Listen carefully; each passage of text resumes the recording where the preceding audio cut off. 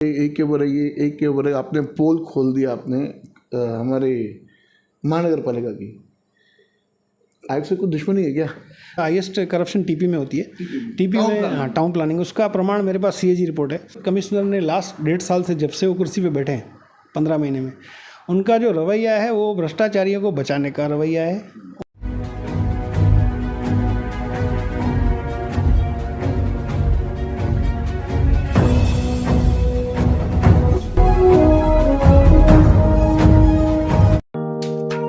Neeraj Vinod Burani's Spacecraft Interiors.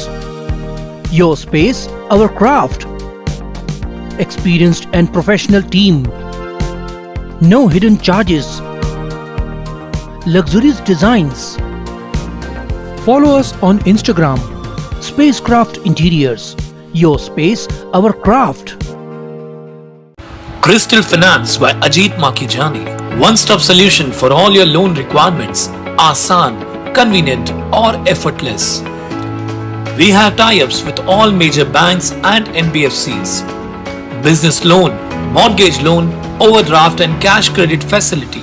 Instant approval, minimum interest rate and processing fees. Doorstep loan process. Call us today. Crystal Finance by Ajit Makijani. 9011-280000.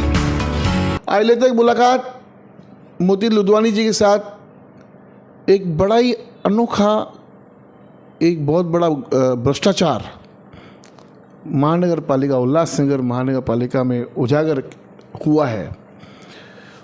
वो fire ball, उसको लेके बहुत बड़ा घोटाला है।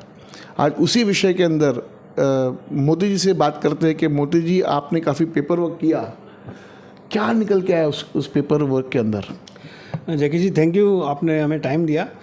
जैसे आपने बताया कि ये फायर एक्सटिंग्विशर बॉल्स का स्कैम है। मैं जैसे यूएमसी में काफ़ी बार विजिट करता हूँ तो मुझे एक अट्रैक्टिव बॉल इंस्टॉल। सर आप स्कैम बोलेंगे तो फिर आपको नोटिस आएगा।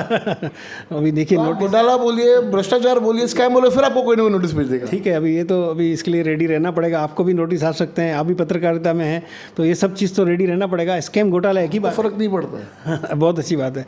देखिए, जब मैं यूएमसी में विजिट कर रहा था तो मुझे एक बॉल इंस्टॉल किया हुआ लगा। तो मैं जब उसमें डिटेल में मैंने स्टडी किया, मुझे काफ़ी अट्रैक्टिव लगा कि नई चीज़ है और उसमें फ़ायदा था कि आप जैसे ही वो बॉल को यूज़ करेंगे, कहीं आग लगी हुई है तो कुछ 15 से 20 सेकंड में वो जो आग है वो बुझ सकती है।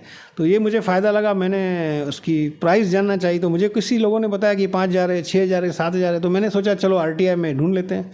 तो जब मैंने इसकी आरटीआई डाली तो इसकी प्राइस लगभग 7000, 6937 रुपीज़ प्राइस मुझे दिखी, जो मुझे काफ़ी हाई लगी। तो उसके बाद मैंने इसमें इन्वेस्टिगेशन की और मुझे इसमें फिर काफ़ी गड़बड़ियाँ लगी। किस प्रकार की गड़बड़ियाँ थी? देखिए, जब मैंने इस कंपनी का कोटेशन 6900 यूएमसी से, मतलब मैंने यूएमसी से जो आरटीआई में फिगर मालूम पड़ी तो मैंने इसके मैन्युफैक्चरर से कोटेशन मंगाई। तो मुझे जो कोटेशन मैन्युफैक्चरर ने दी, same product, same model number, exact same size, same measurement, same weight, same functions.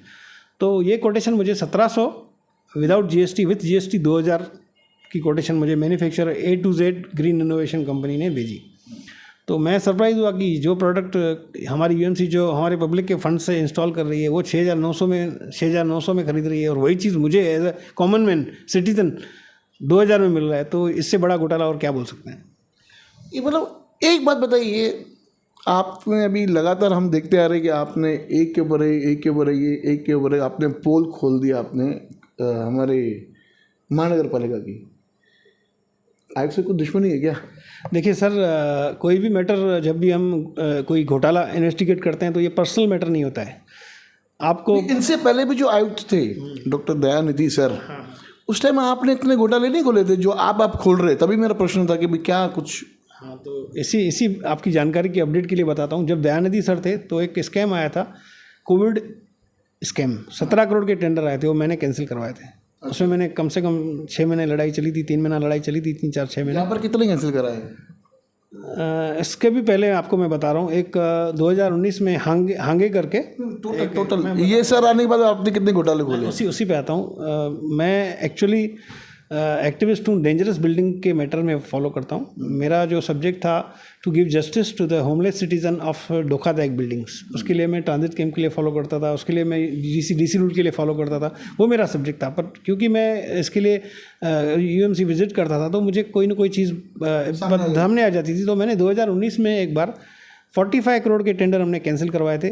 522 के टेंडर्स हमने 7 करोड़ के कैंसिल करवाए थे। एक 522 में इन्होंने कुछ टॉयलेट मेंटेनेंस का 5 साल का टेंडर 25 करोड़ में निकालने वाला था, वो हमने वहाँ पे खुद फ़ोन करवाया था मंत्रालय से।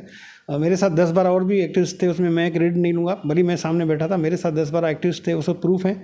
और उसमें गार्डन मेंटेनेंस का 20 करोड़ का टेंडर हमने कैंसिल करवाया था। 45 करोड़ के टेंडर 29 मई को हमने फ़ोन करवाया था। 30 मई को जीबी में वो पास होने वाले थे। 31 मई को कमिश्नर हांगे साहब रिटायर हो गए। तो ये जाते जाते उनको ये कॉन्ट्रैक्ट की गिफ्ट उनकी तैयारी थी जो हमने कैंसिल कराया। अभी काफ़ी चीज़ें मीडिया में आती हैं, काफ़ी नहीं आती हैं। तो उस टाइम मीडिया में जो न्यूज़ आई थी कि हमारी जो डेलीगेशन थी जिसमें 12-15 लोग गए थे, वो हमने 522 टेंडर कैंसिल करवाए, लेकिन एक्चुअल हमने जो वहाँ पे कॉल करवाया था 45 करोड़ के टेंडर हमने कैंसिल करवाए थे।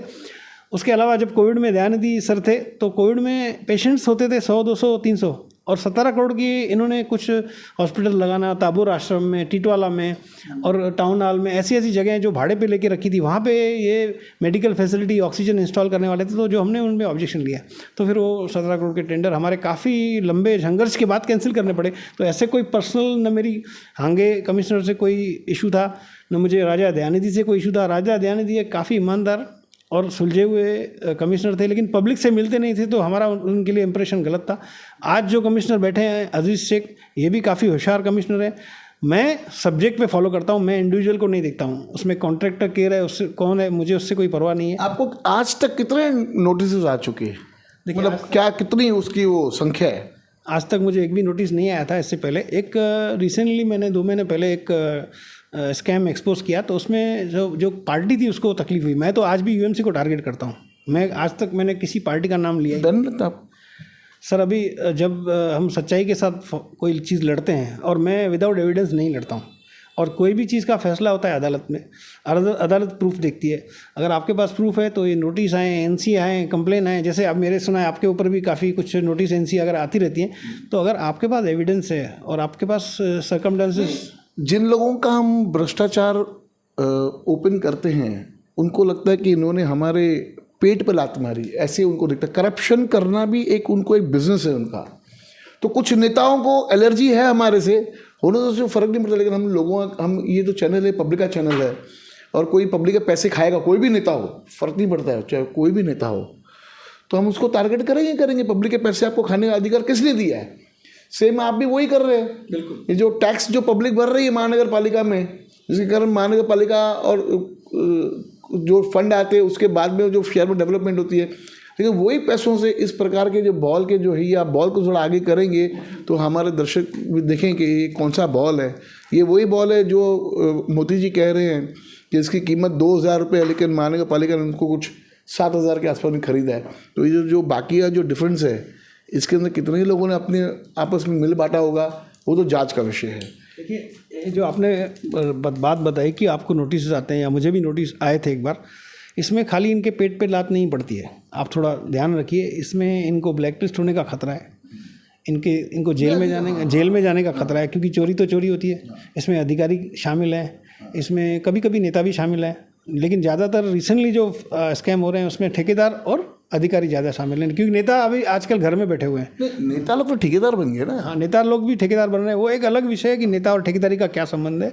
फिलहाल जो अभी जितने भी यहाँ पे शहर में टियर गेटर बन रहे हैं, सब जगह थोड़ा बाहर जाके आपने जब नेता की बात की मैं पूछ रहा हूँ, एक भी नेता बोल के जाए कि मैंने टियर गेटर मैंने 1 रुपया नहीं खाया है, मैं उसको इस चैनल पे सैल्यूट करूँगा? है कोई नेता कोई बोल के कि मैंने अपने वार्ड में एक भी टियर गेटर जितने बने हैं मैंने 1 रुपया उससे 1 रुपया नहीं लिया है? कोई भी एक नेता हो? मैं क्लैरिफिकेशन दे सकता हूँ। मेरी जानकारी में टियर गेटर पे 80 to 90% नेता पैसा लेते हैं। 10 से 20% ऐसे नेता हैं जिनको मैं जानता हूँ जो पैसे नहीं लेते हैं। तो हमें तो मालूम ही नहीं है। आइए हमारे चैनल में बोली कि मैं नहीं लेता हूँ, विषय खत्म। सर, अगर हम बताएंगे कि ये लोग पैसे नहीं लेते हैं तो बाकी लोग पैसे लेते हैं, ये साबित हो जाएगा। इसलिए कोई भी भरत गंगोत्री ने हमारे चैनल पे बोला था ना, 90% जो नेता लोग हैं वो लेते हैं, और आपने भी सुना था वो। मैं भी वही बात से एग्री करता हूँ कि 80 से 90% नेता न सिर्फ टियर गटर पे पैसे लेते हैं, पर उनके वार्ड में अगर कोई पीडब्ल्यूडी का काम कराते हैं उसमें भी 5 से 10% कमीशन ली जाती है, जो सब नहीं लेते हैं।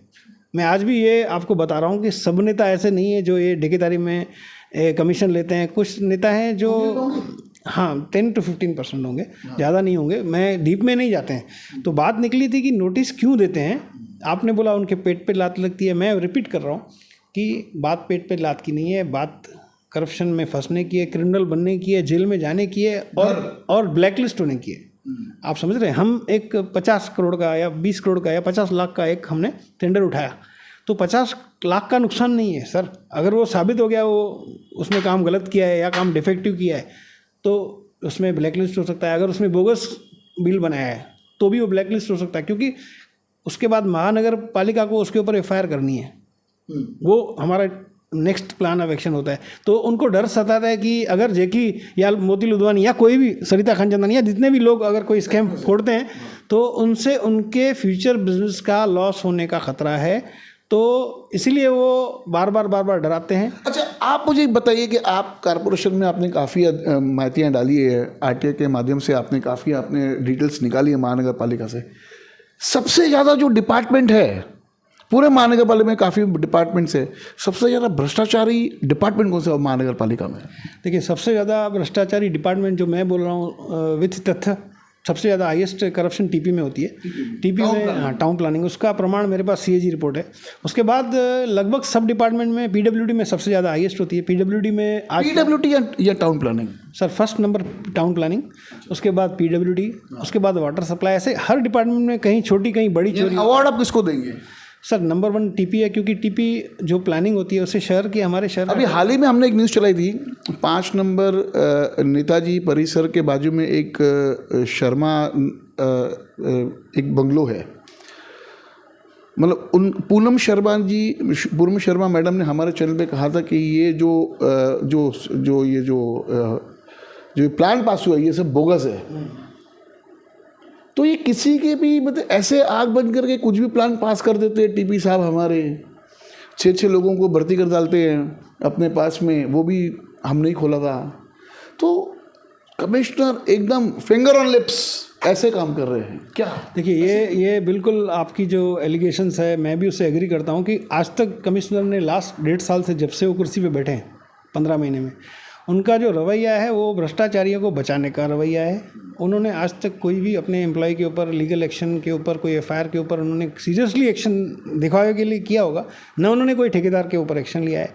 सर अगर आप अपनी गलती एडमिट नहीं करेंगे तो सुधार कैसे होगा? आज हमने ये 1700 का 2000 का बायर बॉल हमने देखा कि 7000 में ख़रीदा है, तो आप उसमें एक्सक्यूज़ दे रहे हैं कि कहीं ऐसे भी लगता है कि भाई हमारे आयुक्त साहब जो कहते हैं अपने जूनियर अधिकारियों को, वो जूनियर अधिकारी भी उनका सुनते बहुत कम है। हाँ करते, हाँ और काम चलाओ, अपने काम चलो, फटाफट टियर गटर बनाओ, फटाफट ख़त्म करो बात को, मतलब कुछ वो इफेक्टेड नहीं है। हमारे शहर में एक ऐसा आयुक्त चाहिए जिसके एक आँख उठाने से उसका जूनियर अधिकारी डरे और वो भ्रष्टाचार जहाँ पे हो रहा है, जहाँ पे गलत काम हो रहा है, उसको रोक लगे। ऐसा कमिश्नर हमारे शहर की मांग है। सर ये 50% आप इसमें कमिश्नर को दोष दीजिए, 50% हमारे नेताओं का काम है। जब पब्लिक वोट देती है, कोई नेता को, MLA हो, नगर सेवक हो, उनका काम है भ्रष्टाचार रोकना, उनका काम है अधिकारियों से काम करवाना। कौन सा नेता है उल्लासनगर में जिसने एक भी स्कैम में एक्सपोज किया है? आज स्कैम, अभी देखिए, आप भी सिंधी समाज से, मैं भी सिंधी समाज से है। एक स्लोगन चलता था, थींदो वादारो। क्या कहेंगे इस विषय के ऊपर? थींदो वादारो जो एक स्लोगन था, उसके कारण अभी आप देखिए ना, अभी सबसे पहले एक गाना आया, मैं नाम लेता हूँ, GA पप्पू कालानी साहब इलेक्शन चुन गए गाने के ऊपर। फिर दूसरा गाना चला, थींदो वादारो, फिर वो आमदार चुन के आ गए। तो ये मतलब गाने के बेस पर आमदार चुन रही है पब्लिक, शहर की पब्लिक।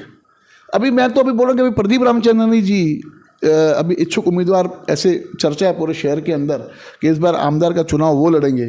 तो मैं तो प्रदीप जी को कहना चाहूँगा, प्रदीप जी आप भी कोई गाना बनाइए। एक गाना, मुझे भी एक सिंधी गाना याद आ रहा है, वो भी मैं आपको बोलता हूँ। हर जुल्म जो हिसाब तो खेडबो वक्त अचंडे, ये भी एक सिंधी गाना है। उस पर आप अगर गाना ये बनाएंगे आने वाले अपने विधानसभा के चुनाव में, तो आप भी चुन के आएंगे। क्या कहेंगे इस विषय? देखिए सर, कोई भी गाने पे चुन के नहीं आता है। पब्लिक थक हार के एक को बदल के एक को ट्राई करती है, फिर थक जाती है, फिर बी को ट्राई करती है, फिर थक के आके वापस ए के पास जाती है। तो पब्लिक एक फुटबॉल है जिसको आप कभी ये साइड घुमाते हैं, फिर आप ये गोल चेंज करके फिर वो साइड घुमाते हैं लातों से, जैसे फुटबॉल को लातें पड़ती रहती हैं।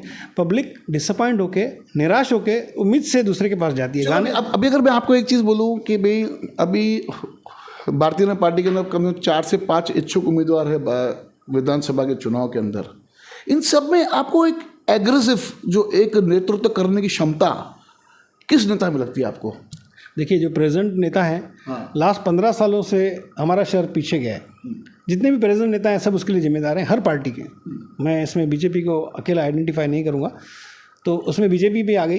एक डैशिंग नेता भारतीय जनता पार्टी। फिर भी लास्ट टाइम मैंने आपका इंटरव्यू देखा था रिसेंटली, उसमें एक नरेंद्र राजानी ने जो बातें कही, ज़मीन से जुड़े हुए नेता थे, उन्होंने पार्टी से हट के पब्लिक हित की बात कही। ये हमारे नेता भूल गए हैं। उनको अगर इलेक्शन में जीतना है तो पब्लिक के साथ खड़ा रहना है। हमारे आमदार, अगर हमारे पार्टी के, दूसरे पॉलिटिकल पार्टी के अध्यक्ष अगर अपने नेताओं को खुश करेंगे तो उनको वोट मिलने वाला नहीं है। वोट तब मिलेगा जब ज़मीन पे उतरो, जिसके साथ नाइंसाफ़ी हुई है, जिसका घर हड़पा गया है, या रोड कहीं खड्डे वाला है, या डंपिंग ग्राउंड है, या जीआर है, या भ्रष्टाचार है। ये मुद्दे पब्लिक के मुद्दे हैं। हमने काफ़ी लोगों से पूछा ऑफ द कैमरा, तो उनका कहना था इस बार भारतीय जनता पार्टी को एक ऐसा कैंडिडेट, डैशिंग कैंडिडेट उतारना चाहिए जो शहर का सही मन में आमदार बन के नेतृत्व करे। तो हमने भी नाम पूछा, तो आज हम नाम बोलते तो मतलब हम लोग ने कम से कम 40-50 लोगों ने पूछा, तो उन्होंने 35 लोगों ने प्रदीप रामचंद्रानी का नाम लेके, प्रदीप रामचंद्रानी को अगर इस बार अगर जवाबदारी मिलती है भारतीय जनता पार्टी की तरफ से, विधानसभा की टिकट मिलती है, तो he is a winning candidate. देखिए, प्रदीप रामचंद्रानी एक काफ़ी होशियार, समझदार, सुलझे हुए इंसान है। उनसे लोगों को काफ़ी उम्मीदें हैं। उनको 3 महीना पहले एक अपॉर्चुनिटी मिली है अपनी पार्टी का अध्यक्ष बन के काम करने की। अभी उनको ये साबित करना है, उनको ये डिसाइड करना है कि ये अपॉर्चुनिटी यूज़ करे और पब्लिक में हित में काम करे, या तो फिर वो अपने नेताओं को खुश करे। ये देखना है, ये लोगों की नज़र है उस पर, पब्लिक की नज़र है कि क्या प्रदीप रामचंद्रानी पब्लिक के मुद्दे ले रहे हैं कि नेताओं को खुश करने। क्योंकि आमदार देखा जाए तो क्या करते हैं, आमदार रैलियाँ निकालते हैं, आमदार पार्टी से। मैंने प्रदीप को जानता हूँ, मैंने प्रदीप का काम करने का स्टाइल देखा है। ये तो अभी अध्यक्ष बनकर 3-3.5 महीना हुआ। ये काफ़ी एग्रेसिव थे। हमारे चैनल पे भी उन्होंने काफ़ी एग्रेसिव नमूने राजनीति में अपना पार्ट निभाया है, जो मैं समझता हूँ कि किसी और नेता में इतनी में क्षमता मैंने नहीं देखी है, जो एक ऑपोजिशन को इतना मतलब एक मुद्दे पर उनको हिट करना। तो ये एक राजनीतिक स्टाइल जो होता है, जो राजनीतिक लोगों को करना चाहिए, वो उसमें सक्षम हो कर रहे हैं।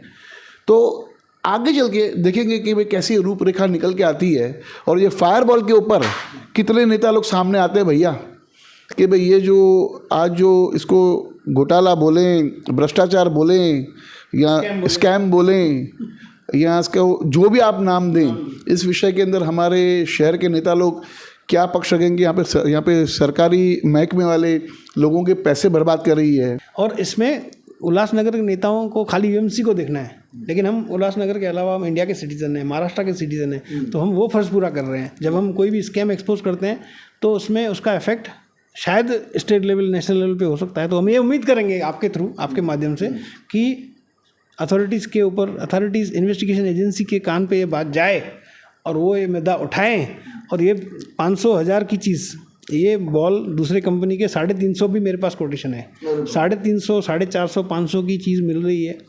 वो मुझे A to Z कंपनी से कोटेशन लेनी पड़ी, क्योंकि यूएमसी ने A to Z से लगवाया था, तो मुझे उसी का ही कंपैरिजन करना पड़ेगा। तो मुझे 1700, 2000 की कोटेशन मिली, और यूएमसी ने 7000 में लगाया, बीएमसी ने 7400 में लगाया। तो ये 4-5 गुना अमाउंट क्यों बढ़ रहा है? और ये दिखाता है कि हमारी गवर्नमेंट की परचेज सिस्टम कितनी डिफेक्टिव है। वहाँ पे चोरी का स्कोप है, ये रोकना है हमको। वो आपके माध्यम से हम चाहेंगे कि आप ऐसे उसमें अपील कीजिए अथॉरिटीज़ को कि इसमें रोके, अगर इसमें कुछ रोकता है, क्योंकि ये सेफ्टी डिवाइस है, ये हमारी बेसिक सेफ्टी है, ऐसे लोगों की जान बचाई जा सकती है। आप इसमें अगर भ्रष्टाचार करेंगे, अगर इसमें आप अगर चोरी नहीं रोकेंगे, तो फिर शहर का कोई फ्यूचर नहीं है। समय की सीमा को देखते हुए एक और बार मुलाकात लेंगे हमारे मोती लुधियाना जी के साथ।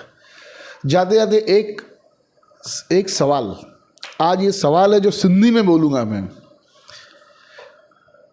इलेक्शन खां पोइ जंहिं वादो कयो थींदो वाधारो, किथे वाधारो? वाधारो आहे रोड में खॾा, ऐं कोई बि मतिलबु कोई GR न आयो आहे अञा ताईं, उनजो पुठियां जेको मालिकान हक़ आहे उहो बि न आयो, त वाधारो थियो आहे शहर में कि न? कमेंट बॉक्स में ज़रूरु लिखी ॿुधाइजो। धन्यवाद। देखते रहिए फिट्सबॉगी न्यूज़ चैनल।